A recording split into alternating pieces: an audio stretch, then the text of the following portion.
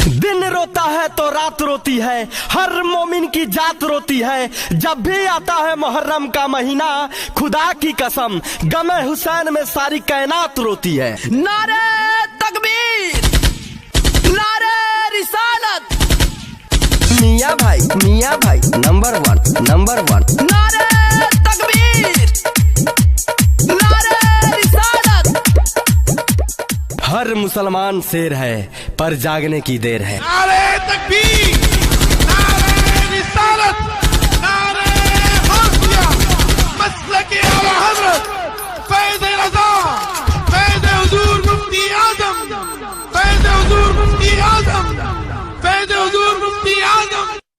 नाम तो सुना होगा हमारा, साहिल राजा राजा राजा। तलवार बंदूक से खेला करूं, मुझे डर न चौकी थाने का। तलवार बंदूक से खेला करूं, मुझे डर न चौकी थाने का। छाती ठोक के कहता हूं, मैं छोरा हूं मुसलमान घराने का। नारे तकबीर, नारे रिसालत। मियाँ भाई एक्शन में तो दुनिया टेंशन में। मियाँ भाई नंबर वन। हमारा नाम सुन के अच्छे अच्छों की पसीना छूट जाता है।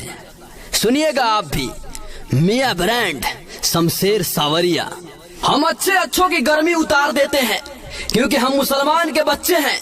शेरों के भी जबड़े फाड़ देते हैं। मियाँ भाई नंबर वन।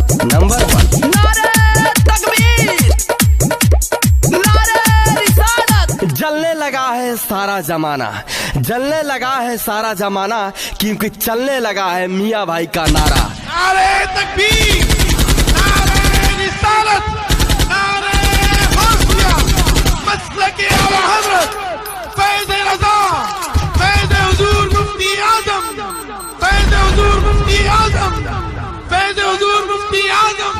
मत छेड़ मुसलमान को, मत छेड़ मुसलमान को, लड़ना मुश्किल होगा, वरना ऐसे लिखेंगे इतिहास कि सीधे पढ़ना मुश्किल होगा। नारे रिसालत, नारे गौसिया, मसलके आला हज़रत, फैज़ रज़ा, फैज़ हुज़ूर मुफ्ती आज़म, फैज़ हुज़ूर मुफ्ती आज़म, फैज़ हुज़ूर मुफ्ती आज़म। हवा चलती है तो पत्ते टूट जाते हैं। हवा चलती है तो पत्ते टूट जाते हैं। मियाँ भाई चलते हैं तो पसीने छूट जाते हैं। मियाँ भाई नंबर वन। नारे तकबीर, नारे रिसालत। मियाँ भाई है हम, जब हम आते हैं तो स्वागत बाद में, ऐलान पहले किया जाता है।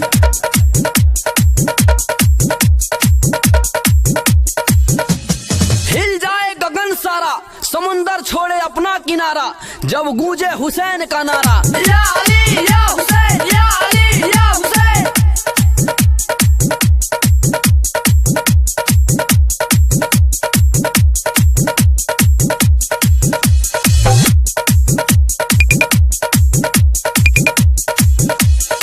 हाय भाई, शेर के जबड़े और मियाँ भाई के झगड़े में कभी मत आना, मारे जाओगे।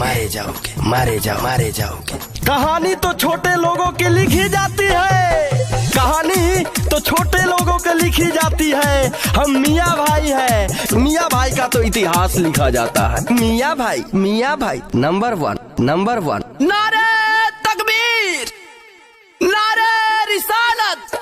ना गोलियों की बरसात से, ना खंजरों की वार से, ना गोलियों की बरसात से, ना खंजरों की वार से। मियाँ भाई डरते हैं तो सिर्फ अपने परवरदिगार से। साहिल राजा। दिन रोता है तो रात रोती है, हर मोमिन की जात रोती है। जब भी आता है मुहर्रम का महीना, खुदा की कसम